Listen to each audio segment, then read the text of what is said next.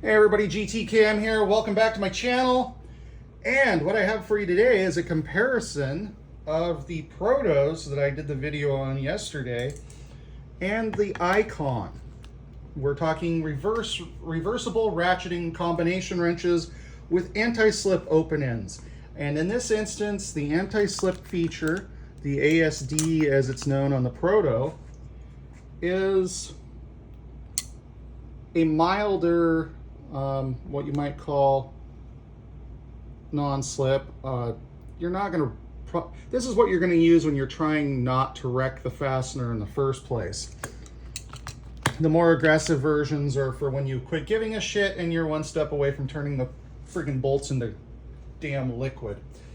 So right off the bat, what you will see is there is a significant length difference in these wrenches. The Icon are a long pattern compared to the Proto. And I would argue actually the Icon are just a plain long pattern wrench to begin with. Be that as it may, the other problem I see is that the Icon set is going to be a lot less expensive. The Icon is a very nicely executed wrench. That's all there is to it.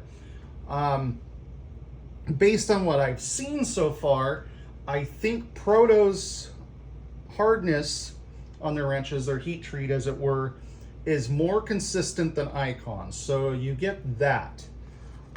Because for whatever reason, across the Stanley Black & Decker, the Mac, the Proto, and one or two of the others that I'm having a hard time, that I'm kind of brain farting on at the moment, they do a really good job at keeping a good consistent heat treat. Snap-on does a really good job with a very consistent heat treat. Where I've seen numbers, if you go into Project Farm's channel, or maybe it was Torque Test channel, one or the other, I think maybe it was Torque Test, there's a fairly wide swing on some of the Icon wrenches. Whether that's a change in spec or whether that's just the way things are, I couldn't really tell you. And also, now that I'm looking at this in the light, I would say the Icon is ever so slightly better finished than the Proto.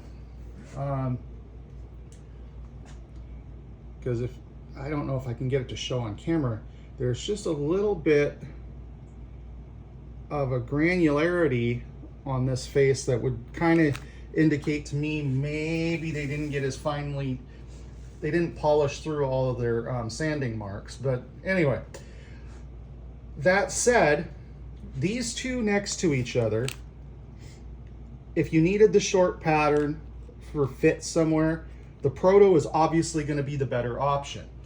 That said, if you need a longer pattern wrench, the Icon is going to be your better option.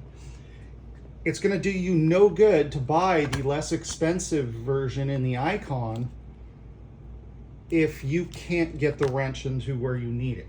So this may not be a one or the other kind of thing for some people. This may be a yes kind of thing.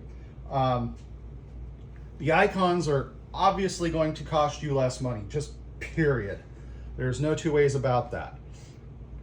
Also, your warranty on the Icon is probably going to be a lot less painful. Again, I don't know this for sure. I don't have any personal experience yet with Proto's warranty. I'm going to try and figure that out here real shortly. But let's face it, most Harbor Freights are pretty easy to deal with. Some, I understand, are kind of weird, just depending on their management. But that said, these wrenches next to each other, both are beautifully finished. They're both made in Taiwan. They both have an almost identical anti-slip feature on the open end. So when you get right down to it, the Icon's going to be the better buy, just period. But that only is going to be a better buy if you can actually use the length. And that gets me into another point. And that is that I honestly think the Icon is too long for what it is.